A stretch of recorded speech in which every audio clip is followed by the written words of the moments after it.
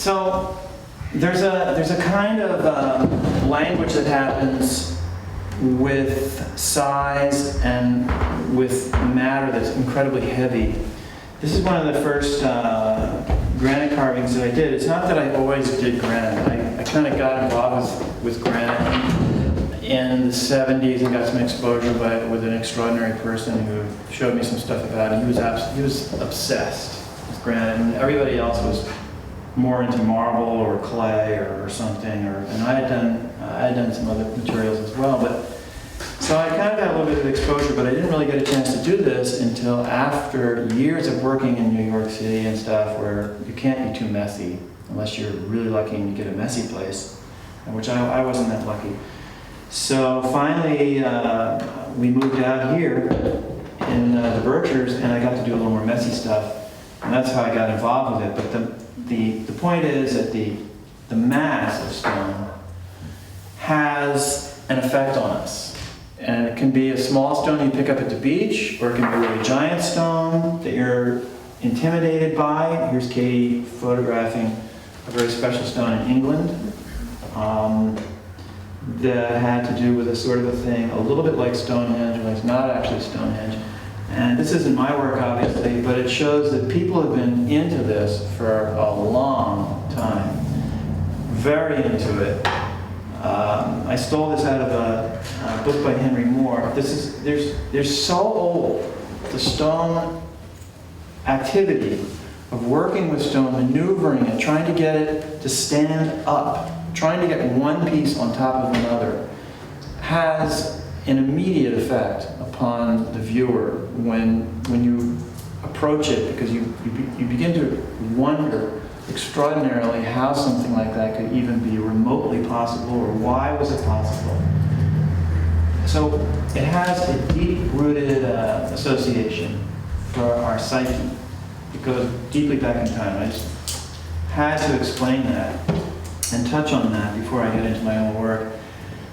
As the stones come off a mountain, the mountain itself has a mysterious kind of a heart that, if the mountain is very remote and severe, may not be a very habitable place, but on the other hand, it will shed its stones down into the valley, or possibly underneath itself in a quarry where it's a little more accessible. Each one of those stones, to a lot of people, may have some kind of resonance, may have some sort of feeling, which is again why you might find that the tiniest pebble, the most obscure little thing, we pick things up because they're of certain shape, they seem to have some sort of resonance.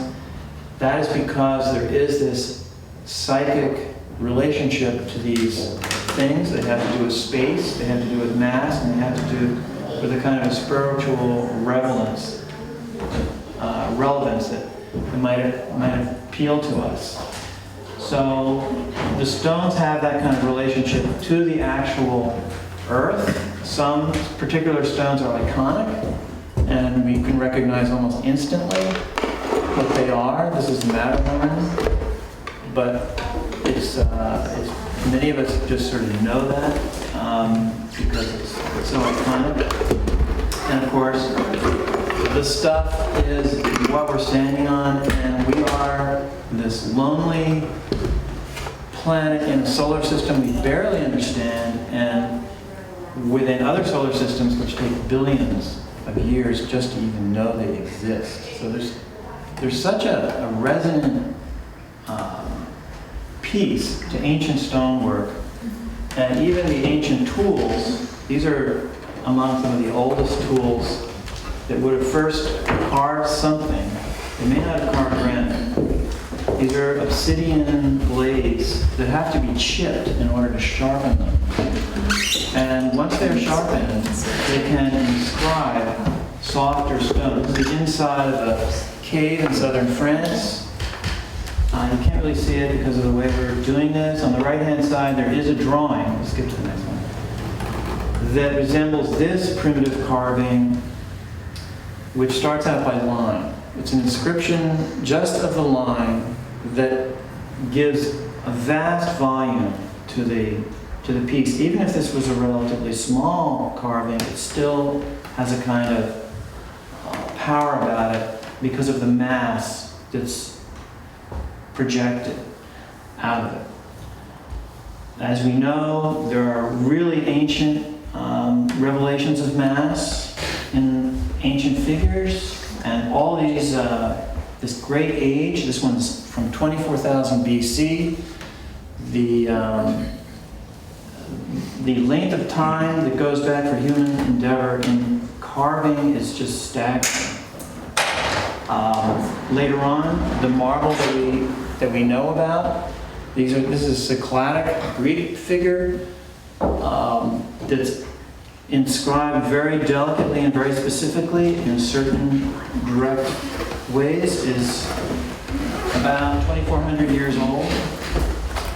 The Egyptians at the same time were working in a completely different way because they had no marble. And this is a very specific part of the way I arrived at working something that was other than marble. It is relatively rare in the West to really pursue granite carving with the intensity that the Egyptians did. Only the Japanese, the Chinese, and other Asians have worked hard stone in a completely unique way that is not Western and it is not really Greek trained. The Greeks had tons of marble, dominated the scene by 600 or 500 BC. This is a detail of the Egyptian piece, and I just want to show you where the Greeks would eventually carve away where the beard touches the chest on this piece. The Egyptians really couldn't do that because you can't do it in granite. It's too brittle, it'll break. They also could not merely carve with a harder stone away. They mostly had to pound. They actually sat around this thing while it was lying on the ground and pounded it with a stone of practically the same hardness and kind of ground it away, which is why there's still little pound marks in the part between the beard and the chest, while they polished the shoulder part. It's a labor-intensive thing. We know that probably a lot of the labor wasn't paid labor. It was around the clock. It was an intense experience. However, the demanding quality of the material also creates huge prospects because of the form that emerges out of it. Rather than an exact realism, there's a kind of a magical inscribing of the eyes or inscribing of other form and features that gives it an incredible power that is very difficult to produce in a softer material. This is an early Greek marble piece where some of the same verticality and same un-air hole between the arm and the body are exhibited. It's a little more fluid, but it still has that same kind of vertical rigidity, but it's around 650 BC. However, within another 200 years, the Greeks had carving marble where they could twist and turn the figure, completely have a freestanding full figure, not to mention an animal. And there's a romanticism that comes by that, but also you lose some of that intensity that was in that Greek work. What the point of all this is that we borrow our carving tradition largely through the Italians via the Romans, who eventually dominated the Greeks. Therefore, most of the technique that we all use, or most of the Italians use, even today, is as if they're carving marble, even when they're trying to carve granite. It's not unusual to see very elaborately carved granite. It just isn't the same as the simplicity of directly recognizing the intensity of that material, of granite itself. It snaps differently, it shapes off differently, and it requires a different kind of technique. And once the technique is comprehended and mastered, because of the volume, because of the weight of the material itself, a huge power can come out of it. Just to lead up to that, though this is not actually an Egyptian pyramid, this is another thing I just couldn't resist throwing at you. This is a photograph by Henry Moore. It was not necessarily a hero of mine or anything, but I just stumbled upon this.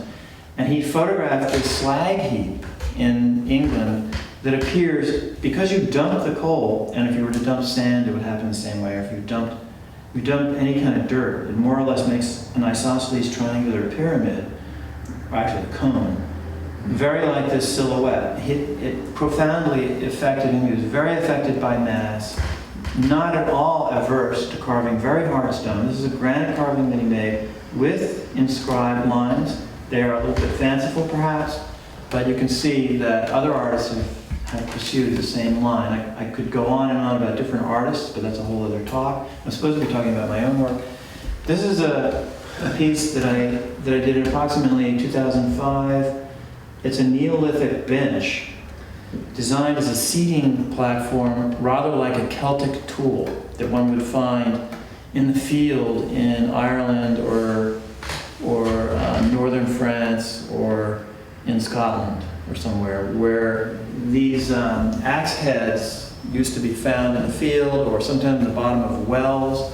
They were in fact considered extremely valuable for their magic properties. If you threw them down a well, they would purify the water and bring you good fortune and so forth. So I decided to try to copy that shape, only to make a bench out of it. Now, of course, though it's a little bit fragile, it's also kind of got a presence. It's in a private garden not far from here in Connecticut.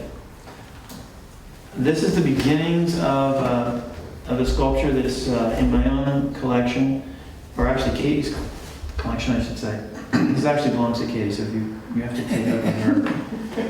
This is it's not completely finished, but it's being kind of chipped around the edge, and it's having a kind of a bowl shape carved into it, so that it looks like a giant amulet, such as a giant might wear around their neck. This is what it looks like in the wintertime. The stone is a granite gneiss. It's very close to being the pure, honest-to-goodness granite. It's called a gneiss. It has a grainy quality, which is a little bit less crystalline than actual granite. The stone in Becket is the same stone that goes down through the Taconics and into Connecticut, and it often has white veins going through it, which are quartzite impurities, often at the more top part of the mountain or quarry. It's purer as you go down into the mountain. This is a figure that I did in 2001, sitting in a kind of at first I had it in an actual bird bath, and then I decided to actually sort of polish off sort of fake bird bath. It seemed a little easier to deal with. And so the bottom stone is the Berkshire granite, and is polished off, and the top stone is pink granite from Canada. And the hair mass, so-called, is polished to make it look as if the hair was differentiated from the body. This was featured in. Sorry? This piece was featured in the Sculpture Expo last year. Oh yeah, it was. Yeah, Right it was on the here. corner by Bread and Bottle. It was just a wonderful, wonderful piece in that wonderful space. This is called Zephyr.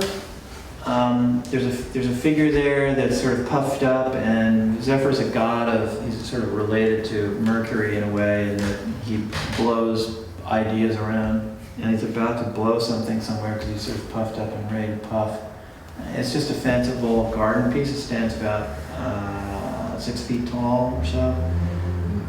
What I should mention, I kind of glossed over it, but as Rita suggested, there really is a subconscious thing that goes on in the arts. The artist is always doing stuff with their dreams. I don't know.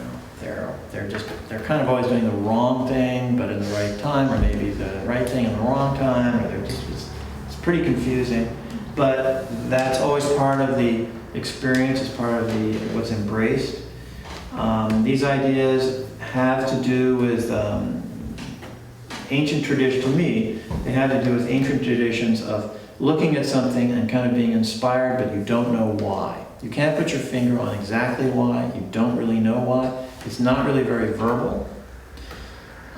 It's true that there are critics running around all over the place, and there are vast articles on everything that you can possibly imagine in the arts today. There's more print, more buttons are pressed on computers today than anyone could possibly imagine, and yet it is still the form, first, that is going to touch you, really.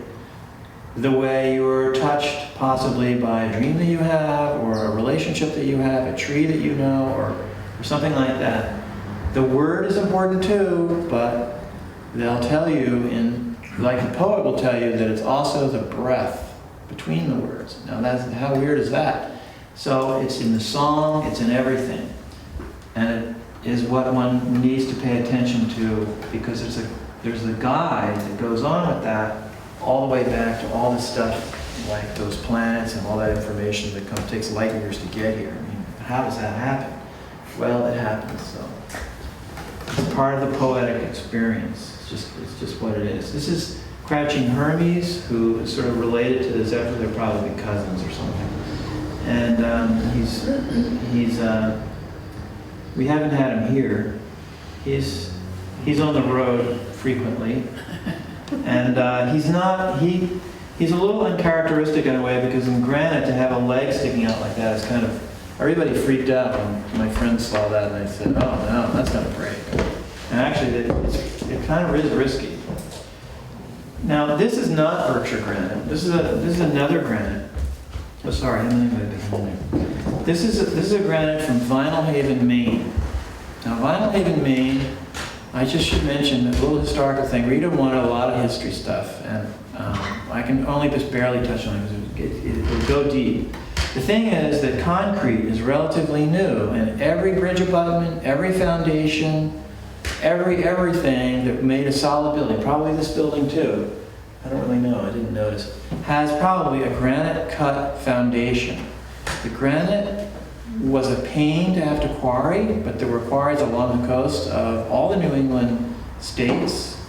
And because of the sailing industry, it could be shipped to New York, Philadelphia, and Boston, and all the other coastal cities fairly easily. If you look around Manhattan, possibly even here, the foundations may have this sort of salt and peppery, kind of warm stone. That happens to come from a bunch of different islands along the coast of Maine.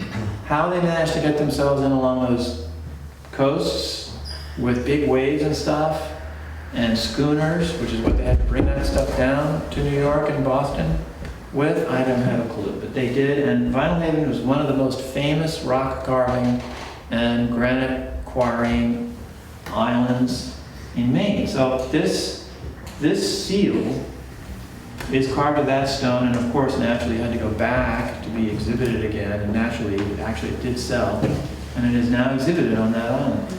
It's just an interesting thing. Granite is still more or less available there, and there are different colors of granite there. We'll go to the next.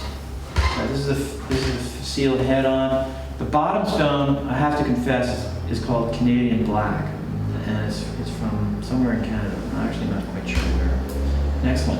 This is a Vinyl Haven granite that's black. You can't tell that it's black until you polish it, but once you polish it, it's a pretty intense black. And it's not really available today because the quarries are sort of sewn up and no one's really quarrying that anymore, but I managed to score some. And this is called marine. Most of the pieces that I do in Maine will have to change the tradition and start coming inland with some of these pieces, I think. But this particular bunch of pieces that I show in Maine all tend to be like sea subjects and marine subjects, which is of the Berkshire granite that's right here down the street. And it's contrasting colors because of the polish and different textures. It's also noteworthy that the incredible figure of the quartzite runs that run through the back stone indicate that that particular stone comes from the top of a mountain where there are the impurities. So it's also not as stable, it's a little more crumblier.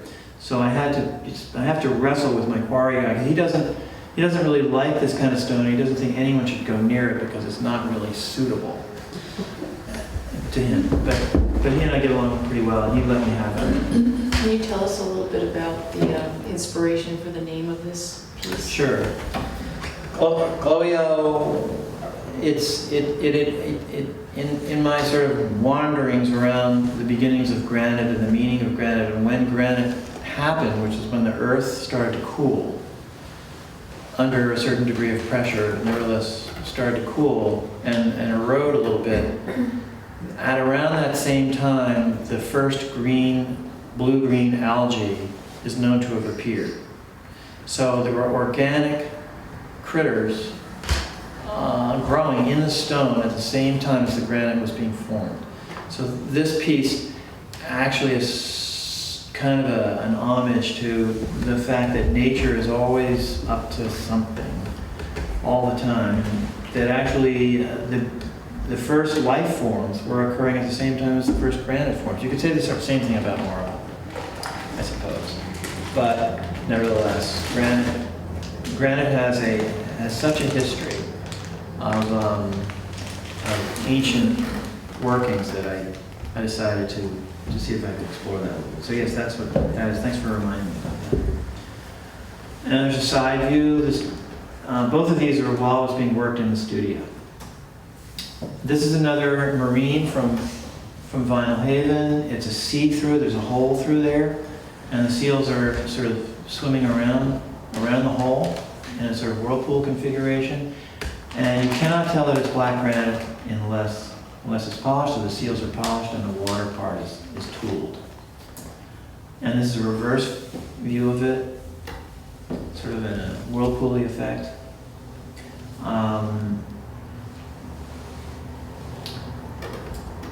And next slide is this is called Echo. The first figure that we looked at, it was way in the beginning, was called Narcissus. So naturally, after I carved Narcissus, naturally I had to carve Echo. Narcissus got snapped up by a woman over near Great Barrington. But Echo has always been pining for Narcissus, but she wasn't as interested in Echo. And you know the story, and they're always looking for each other, and they both have their own fates. But so Echo is still calling out for Narcissus there. This is Demeter, who is exhibited now here in Red Hook. And one thing I also should touch on is the way that stone, as a monument form in particular, has a way of making a kind of gravitational pull. So you actually are sort of drawn to this weight. This particular piece was in an exhibition up on a hill, and it was just great. It was an amazing view for it. Though I think it's a wonderful position here in town for it as well. This piece is really about the regeneration of life, also having to do with the unconscious, and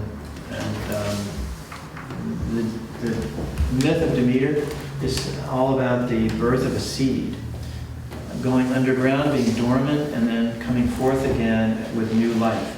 This particular piece, I'm not sure how many of you have actually seen it in person. We'll go to the reverse side of it. But if you do, be sure to see the reverse side of it, because chances are the gravitational pull will make you help fertilize the backside of Demeter. I mean that really very, symbolically. It's down the street, right at the crossroads of. Is it down that? Oh yeah, sorry. The corner. It's down that way, right at the corner, at the light. Oh, okay. At the light. Southeast corner. And before we finish, I just want to give you a glimpse of the inside of the shop and show you how messy it is, because it's always lots of junk going on. The last two slides after this one are going to be the finish of this rather triangular shaped block that's blocked up. The wind can go through the shop. It's really important to have significant ventilation when you carve granite, because it has silica in it, as opposed to limestone or marble. It has silica, which actually is the formation, is the root material for glass. So it's actually glass. It's in the stuff. So when you breathe that, you can get silicosis. So you have to be really careful. Therefore, there's also a vent device. There's this big sort of elephantine trunk. I don't know if you can see it very well. It's sort of resting on one corner of it. That thing is attached to a blower that blows dust, sucks the dust up and blows it out. And obviously there's lots of chips that come off. And the carving is generally done with diamond tools today, but in the old days had to be done literally with one stone on top of another until the advent of hardened steel, and then carbide steel, and then diamond saws. So today it's a little bit easier, but as my teacher used to tell me years ago, actually it's easier because you get more for your labor because the stone gives it back to you. When you take off a little bit, the statement that the stone makes is 10 times what other material might be. What he was trying to do was tell his class about the effect of that mass that was inside there. His great lesson were always the Egyptian artists, and several other artists too. Anyway, that's the workshop. The last slide is germination, which is a brand new piece. This piece has just been installed at Schuylkill Center, the institution that Rita was talking about before. It's had its 50th anniversary, and they decided to make it's called a Jubilee event when you have 50th years in a birthday. So they had a Jubilee grove they created with understory reforestation of a garden area, and this monument, which is about 5 feet tall or so, is the center of the garden, which was my honor and distinct pleasure to donate to the organization. And there's another side of it, and that's it.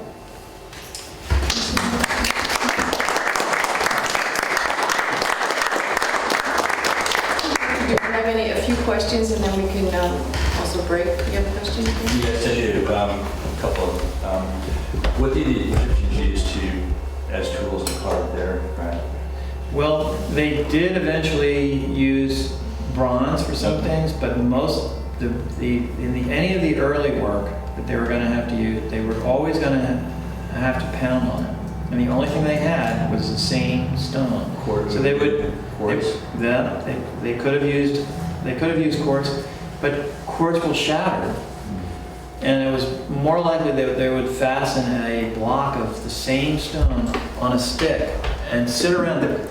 It is known that they made many of these statues lying down. They were on the stone would be on its back, and they would literally sit around it and pound it. And in the Boston Museum of Fine Arts, there are wonderful examples of older ones. They got more finessed around 1200 BC. But if you find one that's like 2000 or 2400 BC, they didn't bother with that. They only polished the front that you were going to see. Around the back, you go around and look at the back, and you can see all the stone pounding marks all over the whole thing, which are a lot like the stippled stone marks that are now able to be done with a pneumatic hammer by one person. But their pounding marks are very indicated in the back of the stone. And then just rubbing it to rub a line gradually deeper and deeper to create a limb or something. If you take a stone of the same material and introduce sand and water, it'll grind away even faster. So that's how they did it. Before I forget, I noticed you work in granite, but a lot of your pieces have the Greek, Roman names and themes. Who are your influences? So they are really all about, that's true, they're about the deeper mythological issues that come out of what the with the Greeks and what our early nature-based associations may have come from. They have to do with agrarian cycles, marine and lunar cycles, things that I can barely understand. I like to think that those relationships were pretty powerful and pretty involved with things having to do with seasons, effects of nature, and trying to have a comprehension about it. So it's more like a universal theme that they Yes. that they found. Yeah. Yeah, the fact that it's mythological and named after specific mythological guys are mostly having to do with what I consider to be kind of the mystery of communication. It's something I refer to as logos. Logos is actually the breath, cycling back to those word things. It's not just the word, it's actually the breath between the words. So the Greeks, before Plato, never even wrote anything down. It was all in song. Like if there was going to be some kind of story or something, it was all verbally transmitted from memory. So how that memory would have been delivered, the cadence of how it would have been delivered or musically delivered if they were going to play a harp with it, which we know they did, all of that would have had something to do with the effect of how, on its audience. So it's a whole different world that they were operating with, and we know that that's the way they were operating, but presumably it can't have been all that different in the Near East, in Syria, in Egypt, and very likely in Asia also. And we know that there is still today a sort of intensity about craftsmanship and the relationship of form for some communities, like in China and in Korea and in Japan. I study those works fairly closely, but I also have of course a huge association with what we call Western training or academic training, which is all Greek and Roman. So there's all that too. Good questions. I wanted to know, when I think about your work, I always think of the mythological themes that you do work with, but what is the proportion, do you think, of your work that has strictly mythological themes? And then there's a lot that has, nature elements as themes, like the personification of, wind or something, but what is the proportion of, it's not always mythological. The reason why there's the mythological thing isn't really just because it's the Greeks or because of myth. It's because they actually seem to have words and characters, sacred characters, who would say they were going to say one thing and would go and do something else. Like Zephyr and Hermes, they were tricksters, really. They match up with Native American story mythos. Well, in the psychic world, there are tricksters. I mean, you can say one thing and then you might say, oop, I said the wrong thing. Now I'm in trouble, now I have to dig myself out of it. How did that happen? Well, it's your subconscious doing something. And it's called consciousness when you try to figure out what the heck it was you said, why you said it, and why somebody's so ticked off at you or whatever. I mean, it happens all the time. So we're on a slippery slope, and consciousness is a fragile, fragile thing. We're like an iceberg where most of our substance is all under the sea. We don't really know how our mind is really working. And it's a lot of work. And there's some rare, but very special people in this world who really, that's all they do is try to figure out how to get more conscious. There's certain yogis who are like that way. Not all artists get very far at that, but at least you're kind of like immersed in it or struggling with it or trying to check it out. So they're not just mythological things. It's that there was access, real access and experience to struggling with that. Like when you went to a temple in those days, you were really going and talking to Athena or something. I mean, it was real in those days. We have our way of doing stuff today, but it's not as accessible. It's a little more, yeah, it's a little more complex. And there are a lot more barriers to that kind of access. So the association isn't specifically to their mythology necessarily. It has more to do with the groping for communication, its mystery, and also the association with the unconscious.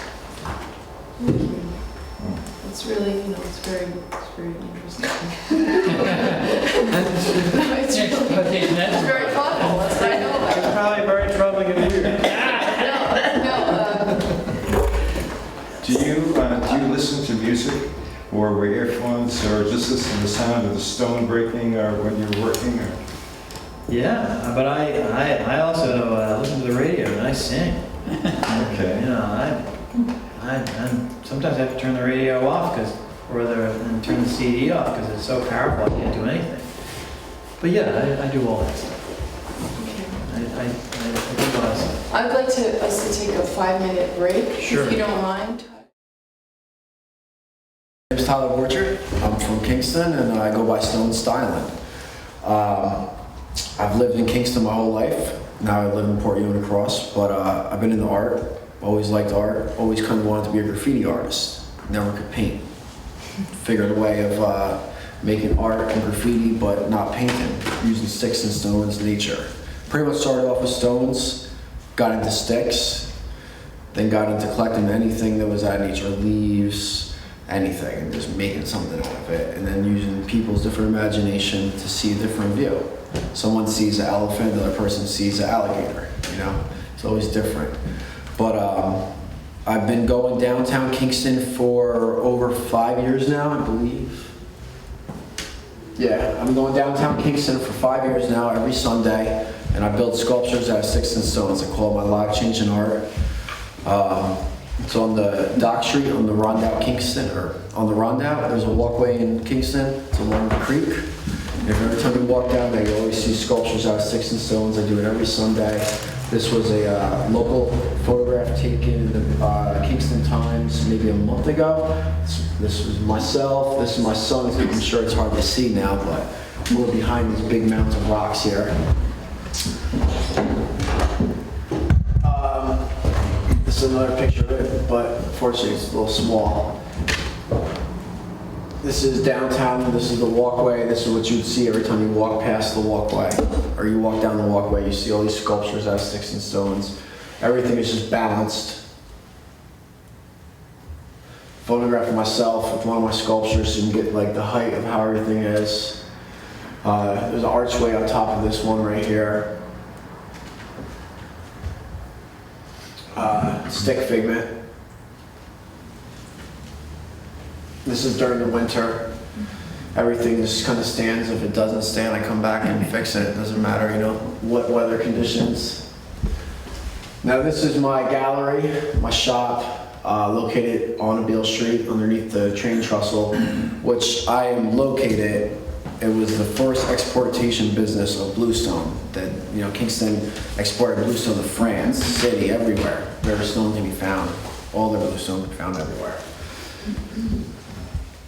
This is one of my sculptures. I kind of, what I technically do is I hike around in nature. I find photographic backgrounds. I'll build sculptures balanced, photograph them, and then I'll spend the next month to 3 to 5 years backpacking the sculpture out. We'll drill through it with diamond, drill through with anything, and then we lock them together with threaded rod.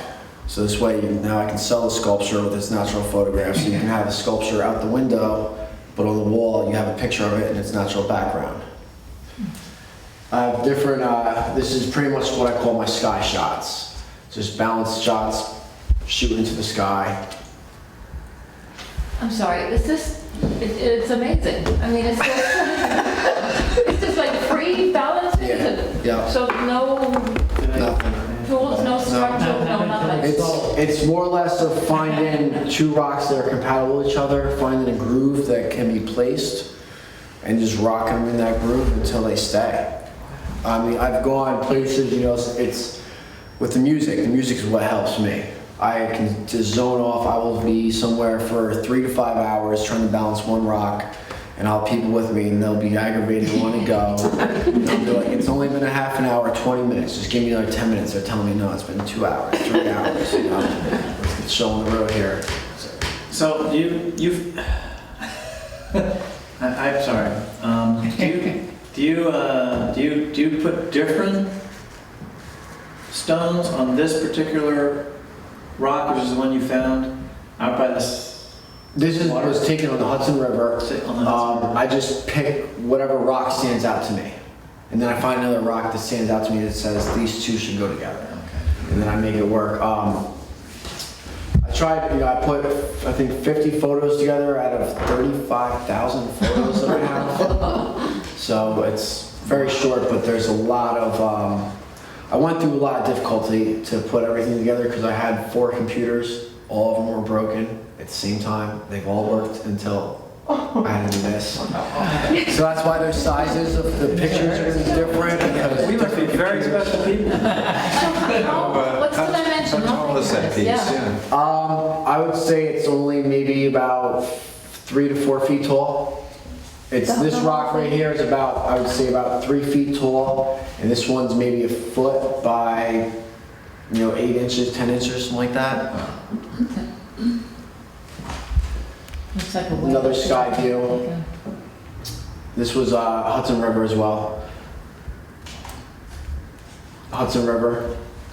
So when you say sky shots, you're not referring to Photoshop or something? No, I'm referring to taking my camera and just sitting there, laying on the ground, trying to get different angles until I get the right clouds in the background. I'm like, oh, that's the photograph I like. You have to wait until the conditions are just so. Conditions? Well, the clouds, the light. I mean, I build it, it stands, and I just sit there photographing it until it's time to, I have to either get my son from somewhere or be somewhere or something.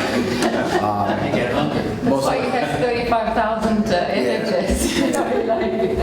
Yeah, I mean, there's every sculpture gets probably anywhere from 15 to 40 photos taken of it, and it's all different angles, different placements. You know, sometimes we come back in the morning, come back in the afternoon, come back at night. I did one that was a sculpture. It was 120 feet out in the Hudson River, and we documented it for 3 months with low tides, high tides.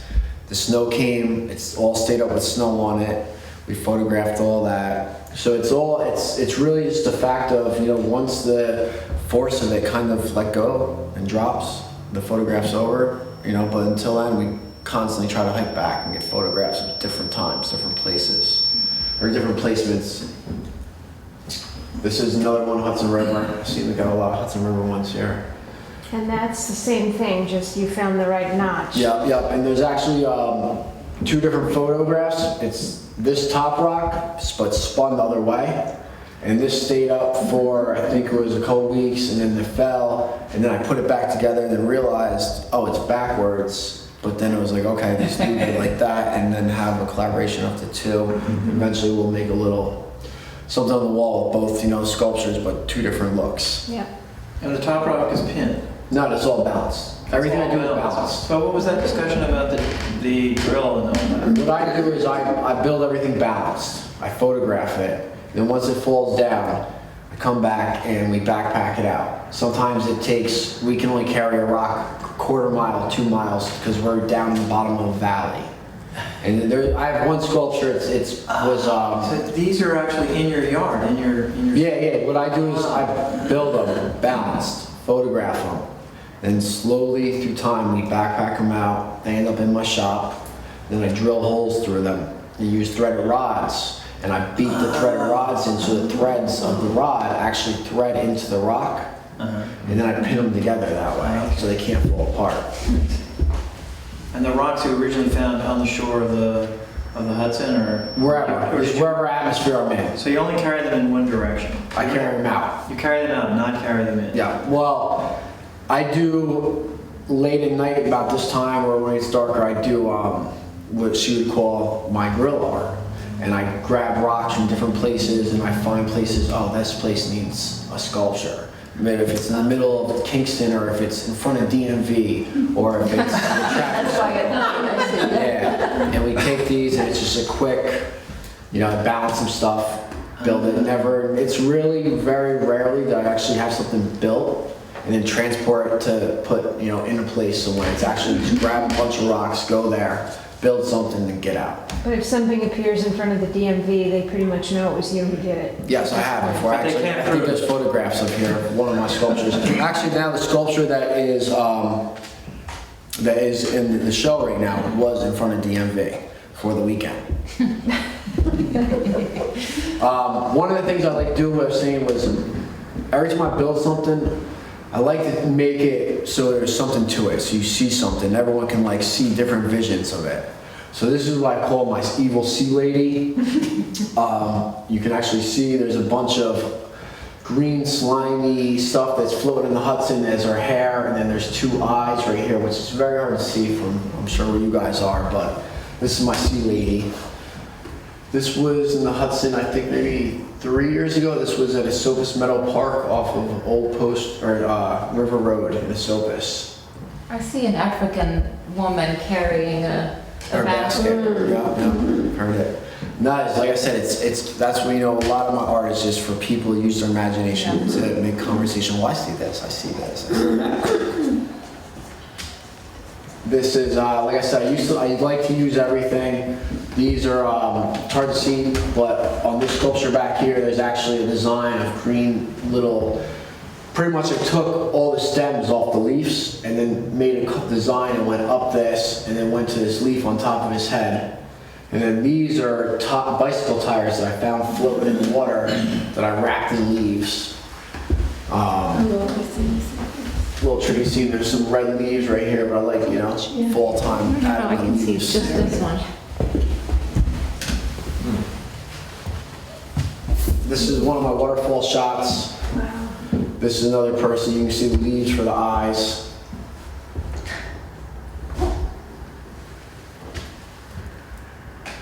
This is my alien for a predator coming out of the waterfall, or coming out of the bottom of the waterfall. This was one of my very favorite spots to hike, and it's very, very blessed to be we live in this area to have this. This is one of the deepest cloves in the Catskills. I don't know if you guys are familiar with Platte Clove. Yeah. It's in West Saugerties. It goes from West Saugerties to Tannersville. I drive up that road every day, and I hike this thing probably 3 times a week. And I just go in this clove, and there's got to be at least, if you know the paths correctly, you'll find about 25 waterfalls. And you are about 3,000 to 5,000 feet down deep off of a road, You're big drop down. This is Huckleberry Point. This is pretty much on a clear day, you can see 3 states from here. Can't really see the sculpture that well. But this is what I call one of my mountain sky shots. But that's, you used filters or something to modify the... Yeah, I added this a little bit to give it that kind of creepy, dark theme to it, I have what I do with a lot of photos is there's original photo, and then there's the creation where I just make it, either it's really pixelated with all these different colors in it, so I like to do a lot of stuff on canvas prints, and this way it looks like a painting, not actual photograph. This is another sculpture during the winter. The photograph was taken underneath a piece of ice. You can actually see it slowly melting right here. And there's this, it's very hard to see, but on this middle rock, there's actually the 2 guys like this, one standing up, and then the skinniest stone I've yet to see standing up on top of that. Incredible, huh? So what are those stones on? Are they on? That's on a piece of floating ice. So how did you get out there to make that happen? Was the ice solid at one point? What a lot of times I'll do during the winter is I'll find chunks of ice, build sculptures on them, and then we send them down the river. There's actually, I'm going to show you 2 videos of 2 different sculptures doing that. This was the documentary I was telling you about. This is at low tide. This is one of the sculptures that stayed up for 3 months. There's actually another sculpture, it's probably about 100 to 120 feet. We're estimated is out in the Hudson. I don't think I have photos of that on here though. About how tall was that, the piece? I would say that with the bottom rock that it sits on was probably about 4.5, 5 feet tall. This is this is one of my sculptures that I built. This is called the Lifeline, and pretty much it's just a piece of gnarly wood that has round rocks out of the Silkus Creek that go up it from large to small. The backside of it, the sculpture sat in my shop, not for display, for about 2.5 years because I needed a backside to it. I was just waiting to find a piece of wood that, you know, matched with it or something. And about 2.5 years later, I found a piece of old barn wood that horses had chewed on, and the barn had caught on fire.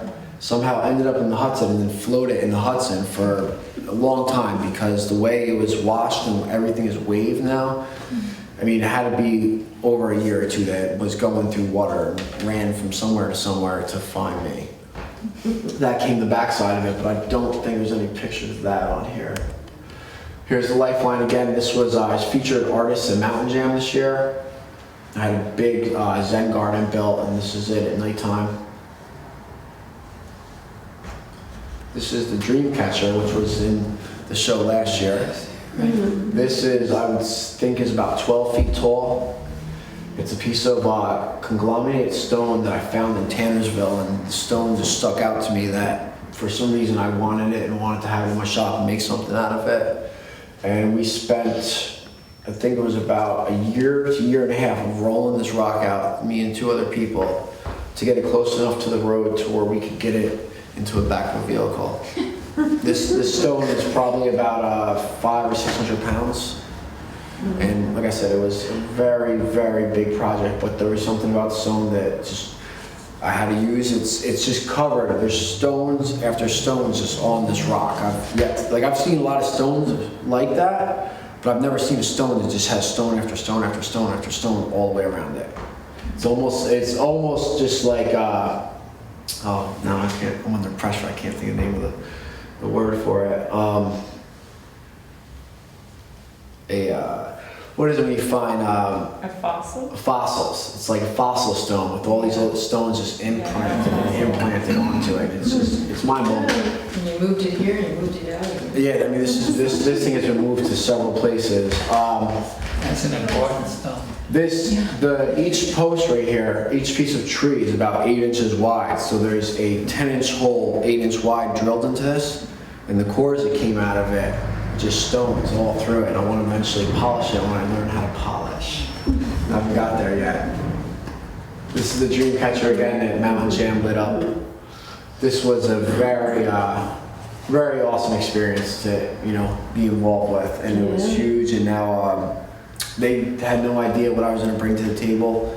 Now next year they asked me to set up big sculptures on the stage, to build a huge Zen garden. Hunter Mountain actually wants me to possibly build a whole sculpture garden on top of the mountain. I have 2 sculptures supposedly going there. Nothing new contract yet, but we're hoping. This is the sculpture now that's actually right out here on display. I have yet to come up with a name for it. It was just stones that I found. I don't know if you guys ever saw the TV show Weeds. Mary Louise Parker, she was the actress. I was doing a job for her and I found this stone in her house, so I had to steal it. It was like this big, massive stone, I wanted it. So we took it out of there, and then I was hiking and I found this stone right here, and I was like, that's gonna sit there, and then I'll find another stone. And throughout time, I found another stone, and that sat there, and built this in a friend's garage. And once again, it's all balanced. This was balanced. Now there is one pin. It sits right here. There's like a pin here, maybe a pin here, one pin here, and then this top guy has one pin that runs into it. But I mean, if you push on it, it will fall. But it's been out for Irene, Sandy, didn't fall over. It's survived many different. It's Mountain Jam. It's a bunch of people at nighttime that are on drugs and drunk, and people that want to push on stuff, touch stuff. I have one sculpture that is a tree that comes up, splits, and it has another tree on top of it that goes this way, so it looks like a T, and it's hollow. Well, there's stones that go from big, come up, bend against the tree, keep coming, go up to the next, and then spiral through it. And as they spiral and continue to go up, it goes from big to small, all the stones. So I had people all night long sticking their heads in this sculpture, you know, because everyone thought it was originally looked like a mailbox, and then you looked in it, you realized what's going on. So all the way from 10 o'clock in the morning to 3 o'clock in the morning, had people sticking their heads in, communicating with each other and stuff, which was kind of scary. This is another sculpture of mine in Mountain Jam. This was built in Allergerville, which is by High Falls, Mohawk Preserve, Mohawk Mountain House, which was backpacked out. But unfortunately, that following week I was hiking Platte Clove, and my camera, I felt fallen and broke my camera, which broke the memory card, and nothing was downloaded, so I don't have the original photograph of it. So now it's just a sculpture that I kind of move from gallery to gallery, or place to display my work and what I do. And you can see the rocks go from very small to very big, and this was, I think, about 4 to 5 hours for me to try to get that all balanced. Also, besides my stonework or my sculptures, I do stonework. This is how my whole stone life started, was by doing stonework, taking down old barns, restoring them, converting them into homes, and then doing stone walls, patios around it. This is one of my patios that I did. I kind of set up so you see some of my work artistically and my stonemasonry work, but I only do dry laid work. I won't use mortar, concrete, or anything like that. I think it's all very bad for the planet. This was a staircase and walkway that was built maybe 4 years ago. Every stone here was recycled off the property. The idea of my business is to recycle everything from your property and not have to pay for anything but me. This survived our last flood that we had. This was actually submerged underwater. It survived, I can't remember, was it Sandy or Irene was the last one? Sandy. It survived Sandy. And this, when I say this, had water probably up to here. And this is a bend of a creek, the Schoharie River, or Schoharie Creek in Tannersville. And this had this water smashing against it, which it stood up fine. Here's the top of the staircase. And everything was pulled out of the stream. We actually used 4x4s, and we had 4x4s going down this whole stream with pipes. And we just picked rocks, put them on these pipes, and then rolled them down to place. So we didn't have to bring any machinery in or anything. Come-alongs. This is another part of the staircase. This is, I also do ponds, waterfalls. This was a waterfall I did in 2004. It's a big bluestone wall. Everything here was recycled off the property once again. All these stones are all almost about hand chiseled to get a nice flat square look. Waterfall comes out, and then it comes through a cold pool, and it drops down another rock right here. There's a bridge right here out of bluestone. It's actually, there's a piece, this stone right here is a bridge, and this stone right here is a bridge. They were one piece of stone that I popped in half, and then I used a demo saw and cut them so they were very wavy and funky, because this house is a very funky house. So now this comes into a cold pool. This little cold pool you actually go into and sit in, and it comes out, and this piece right here is a hot tub. So you have your choice of sitting in the hot tub or you sit in your cold pool. Is it a stream fed? No, it's actually a That's pump. a pump? Yeah. This is the top elevation of it, looking down. This is the wall the waterfall originally comes out of. You can see the shape of the rocks. They're kind of funky. Wow. Now this is a photograph of it after it drops down that ledge. This is a 25-foot waterfall. Everything is handmade.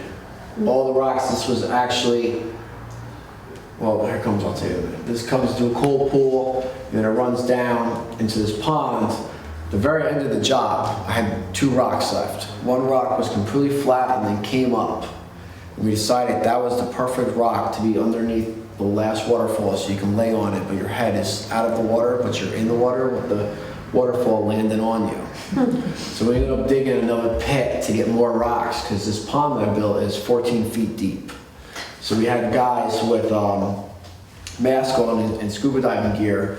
We had a machine, we were dropping rocks in this pond, which has a rubber liner in it, so we had to be very careful not to rip it. And then we had a guy swimming underwater, unstrapping the rock. Yeah. And there's actually there's six rocks, and then this rock, to make this rock be right there. It actually worked out perfect. The way it's submerged, I don't know how we got the actual measurements right, because we didn't try.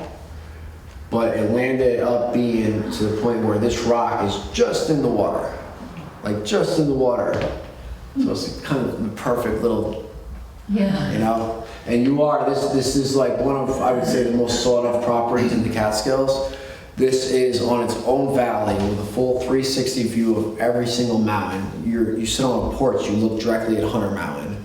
You have, everything around you. It's just mind blowing how beautiful this property is. And then this is the whole thing. But pretty much, this used to be a hill.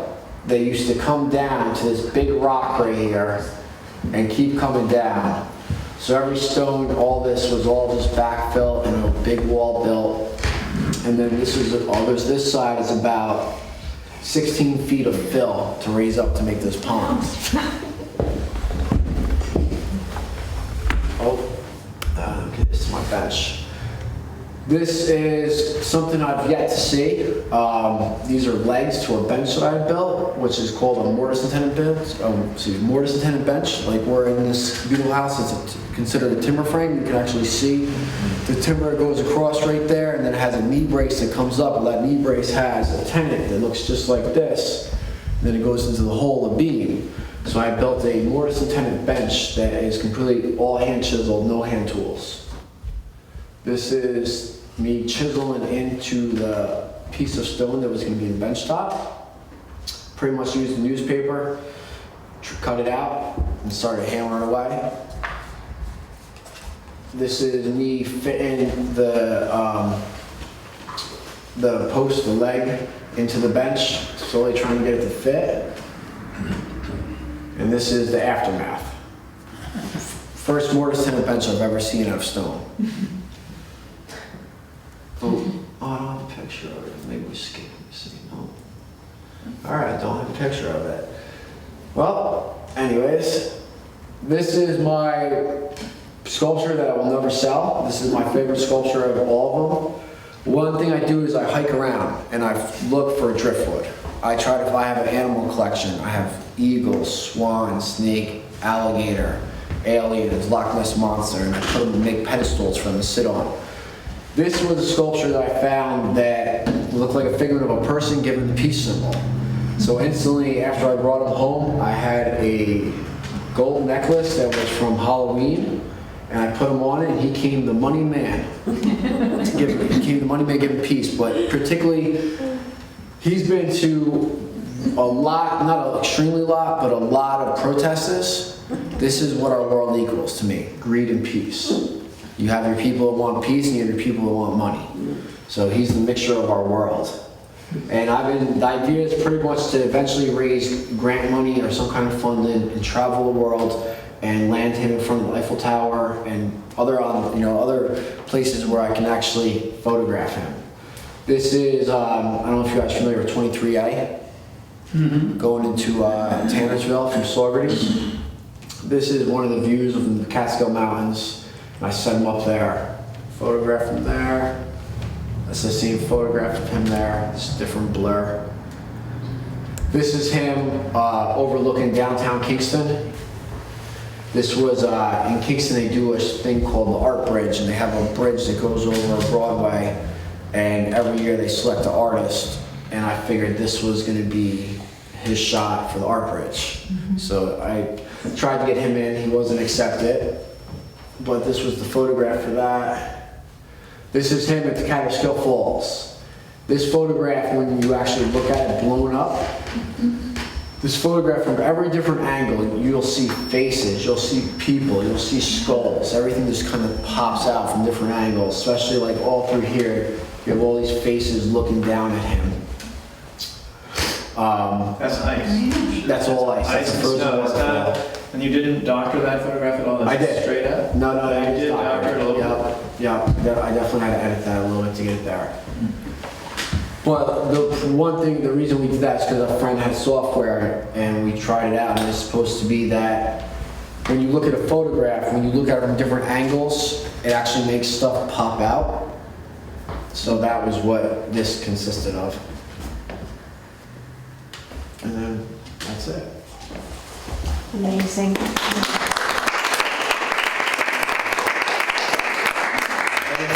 If you guys are ever in Kingston on a Sunday and it's early morning, I don't know if you guys know where Dock Street is, but everybody knows where Mariners Harbor is. There's a road on the side of Mariners Harbor. You go down that, and Kingston has a walkway on the side of it along the Rondout Creek, and that's where I do my sculptures every Sunday. What time on Sunday? There's spring hours, there's summer hours, there's fall hours, there's winter hours. The hotter it is, the earlier it is, the colder it is, the later it is. But it's usually between 9 o'clock in the morning to 12 o'clock. And so those sculptures that you do on the weekends, you assume, are they meant to be temporary or?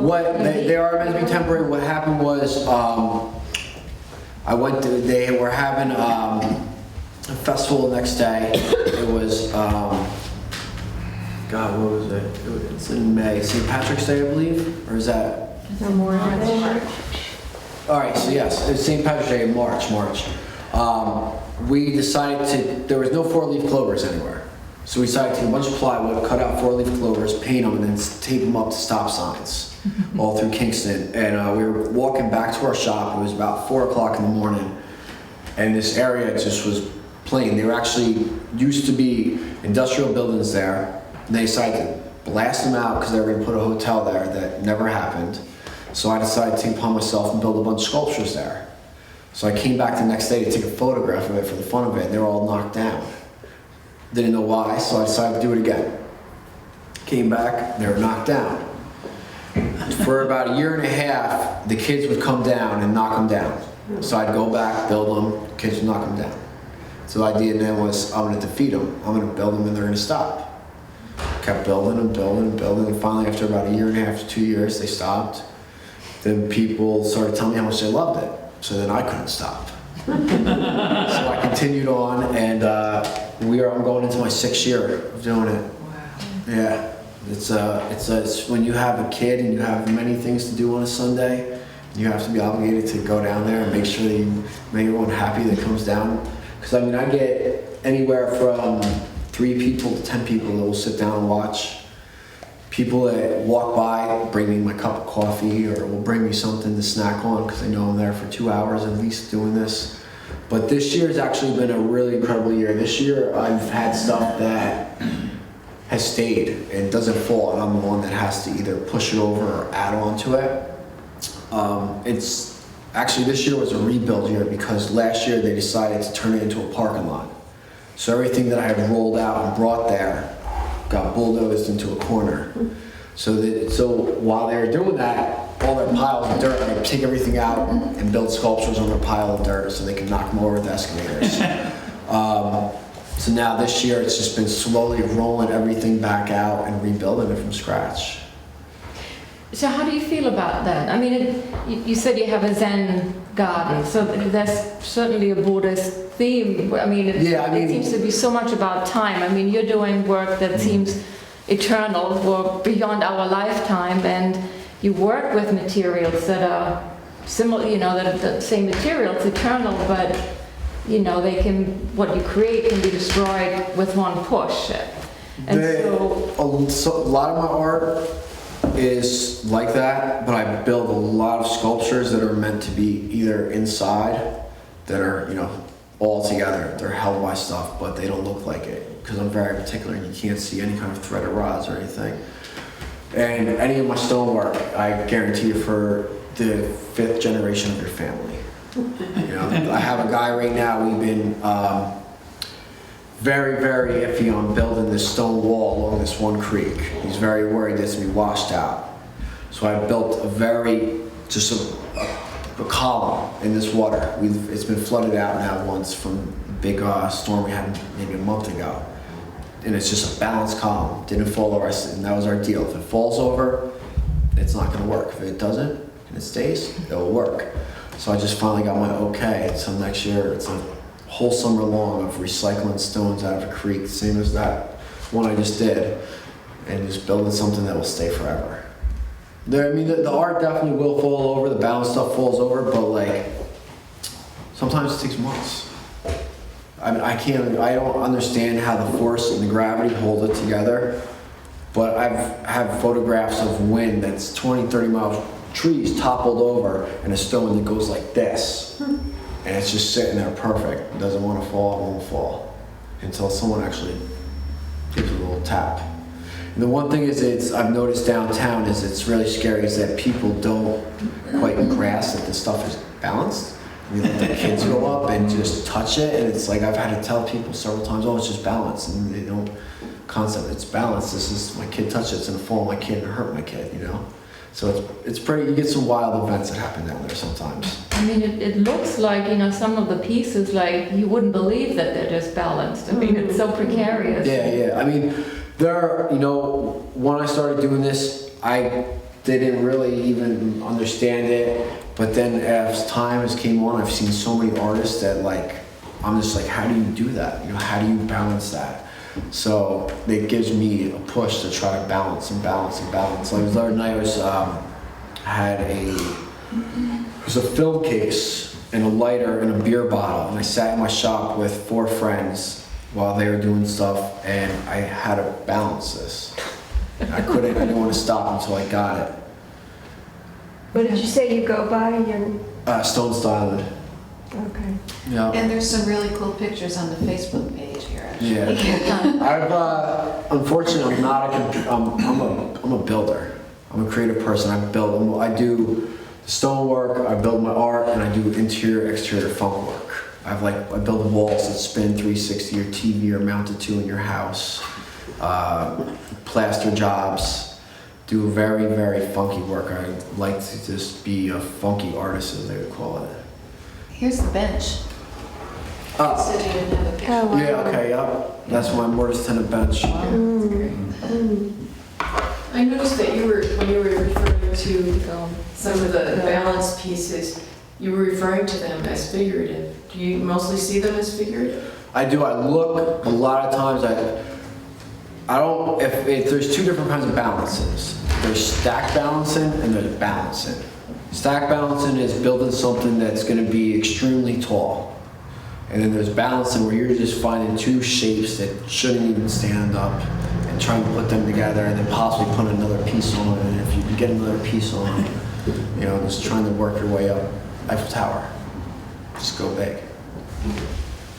But they're figurative to you. I mean, do you start to feel like that after you see them, or no? Or you don't start out that way? I don't look at any of my stuff as I have friends that went to prac, they went to art schools, and they're constantly trying to describe to you what they see, and I'm just like, I don't know, dude. I just want to build something and balance it. I don't have any kind of rhyme or reason. I don't see anything. I go into, when I have an idea to build something, it literally is the opposite of what I built. It never turns out to be what I want to build half the time. I want to build something that goes up like this and ends up going like this. I just can't never get what I want to build actually built. Would you say you're dealing more with the energy of the whole materials and the experience, the energy, I mean, there's definitely a draw to where you are just confined to those pieces, and you don't want to leave them until you get something made out of them, if that's what you mean. Maybe. If I see 2 different rocks and then I find another rock, I feel like they should all be together. I try to make something so they're all collaged together. There is something about defying gravity. So maybe there's once again, the whole balancing, an artist making an interpretive thing would probably be a mistake. But remember, the whole thing is kind of a mistake. And there probably are no words to actually kind of delve into what that actually is. But I remember one time, yet another art student, or actually she never even went to art school, but she probably should have. She used to say that she couldn't do sculpture, which I thought was really weird because I thought, sculpture's just, just sort of go and do it. But she could never get anything to balance, and she could never get anything to stand up, ever. I mean, she couldn't even get a blob of clay to get upright, and the idea of an armature first was really foreign. She just freaked out because she actually failed the sculpture course because she couldn't get stuff to stand up. And so it just occurs to me that the whole the gravity thing, when you build up away from gravity and have like an effort that's in balance with gravity, or possibly even dominating gravity or something like that, we are humans who are supposed to have all originally been on all fours. Yeah. We stand up, but we're only able to do that out of some kind of innate necessity that we've kind of gotten the hang of it. And then when you go to yoga class or something, which I started to do recently, good luck actually doing some of those weird positions on one foot, because actually it takes a lot of practice. It takes, you think you're going to be able to do it, and it's just a lot of practice. But eventually, you kind of do get it, but you're kind of defying, it's another step in the balancing thing. And some people said that walking is controlled falling. Like, when you walk, your balance is actually sort of in a rolling fall in which you catch yourself by the other leg that gets out there and props you up momentarily as you roll forward to take the next step after that. So there's something about, those are all interesting things I just thought I'd throw out there. Just confuse the thing. But it's really interesting. I have a question about like moving these massive pieces. Tyler just like by brute force and by over time, like an inch at a time, getting something in, and or what did you call it, like a come home, But you move the stone and you work with It's like a card. very differently, right? Right, yeah, the come along is a great tool. I've used come along. It shows on the back. And the pipes. Oh, yes, yeah. The pipes are wonderful. And Like fries? no, I think what Tyler's referring to, I shall let Tyler speak to himself. You have to. It means rolling. The pipes go under stuff. The thing is with balancing is just kind of, you lose, it's a Zen thing, you lose the whole train of thought, there's no sound in the background, there's no one around you, there's no visual, you don't see nothing but what you're feeling. It's all about what the fingers in your body, your hands kind of feel a position, and then you feel the groove, and then you know where you are, and you can start to master where and what. And then you start to develop a skill that you're able to place something. If I was to place 2 beer bottles upside down together, I'll have an idea how to make them kind of stand together. But if someone doesn't do what I do, tries it, they're gonna like this and it's just gonna fall. But you gotta understand and feel. I'm going to be obsessed about this. I'm going to ride that beer immediately. Yeah. Unfortunately, I have, like I said, I have a lot of photos, but I'm not, when it comes to computer stuff, a lot of stuff, I haven't hit that point where I'm pretty much as an artist trying to find someone that either barters to take my computers and take all these photos and actually work on my website or my Facebook page or my Instagram or all these things. Feeling. So Rita had a really interesting question about the pipes. What do I do about pipes? And because you schlepp these stones from a long distance out of the woods. Yeah. And presumably you can't use machinery, and you don't want to anyway. You just like my ponds and waterfalls, a lot of stonework, I'll use excavators. Mm-hmm. But when it came to a job like that, the customer the idea of my business was to recycle nature. And he loved the theme of it. And he didn't care how much it cost. If I could recycle everything off the property and nothing was imported, nothing was driven to his property, all the, everything we ended up making in the stream, a channel that all the water ran through, and we took every stone out to where we can get it to filter, so we had the smallest little stones, and that was our stone dust, that was our backfill, that was our drainage. You know, we had different areas set up for different things to collect different stones. And we just kept digging and dredging pretty much for finer and finer and finer. And that would make the bottom bases.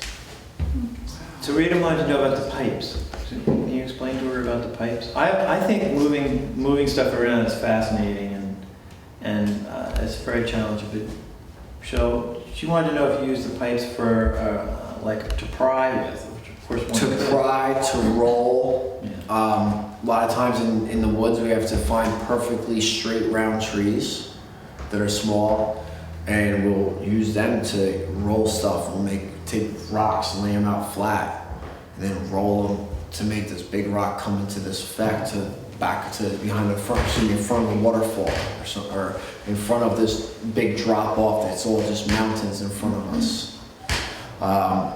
There's a lot of different technical ways to move and stuff, and I haven't mastered a lot of them. My back pretty much tells me I haven't mastered a lot of them, which I need to join yoga as well.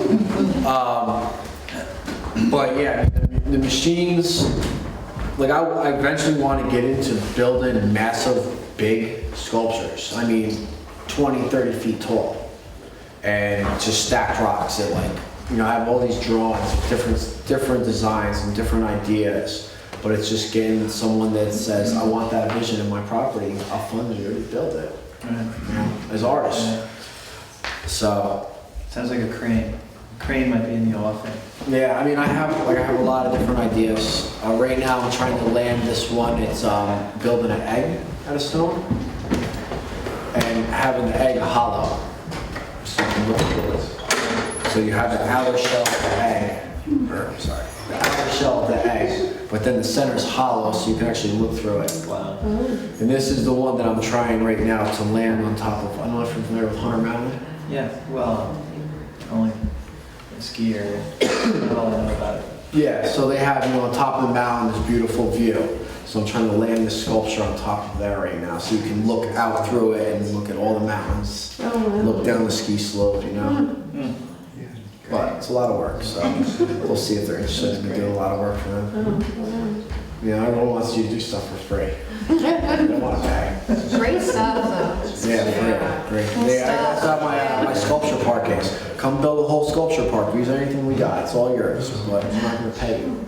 But here's the space to do it. But I don't like being around people when I build stuff. I like having my music on, totally just lost in space, and just building myself. When people come up and they start looking at it, want to touch it, it's like, I understand. You don't know. It's cool. Look at it. But I don't want to talk right now. Talk to me after I've built it.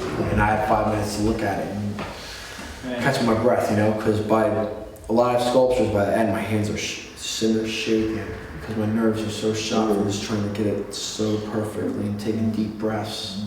I mean, that's really the key, is just taking your breaths, clearing everything out, and just being lost, and all you have is your fingers and the stone you feel in the placement. There you go. It sounds like a yoga thing. Exactly. It's my meditation. That's your meditation. That's my meditation. That's what I refer to it as. Sounds like it. And I definitely pull the artist move because Is that still going? Yes, it is. That's all forever. That was really great. That's a great shot. great, Yeah. I think we should probably stop soon.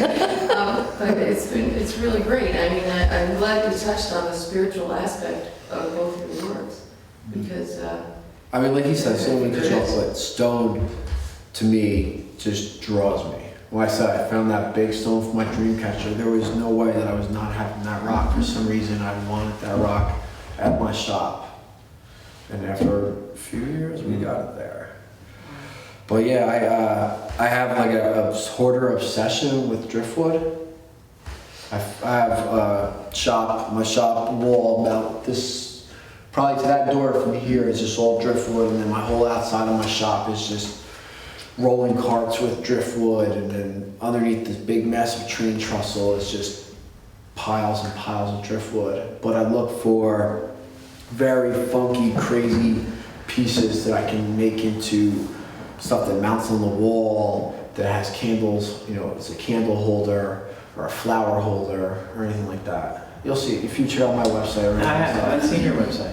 I'll come to you, I'd love to see your shop sometime. You said something about the stone that you collect. The only pieces that you really collect up are pieces that they speak to you because of the forms The form of the being shape. really odd, Yeah, yeah.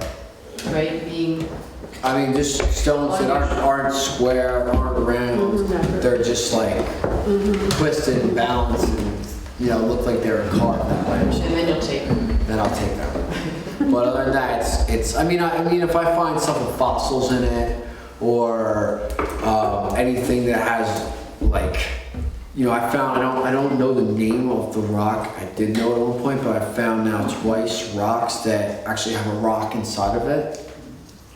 Well, they're conglomerates, they're called, which have, I don't know what kind they're formed, but there are stones inserted in other stones, maybe the stones are granite, and the rocks they're inserted in are what is it, like limestone, which are, I forget the name for it, but that's a stone that forms from mud.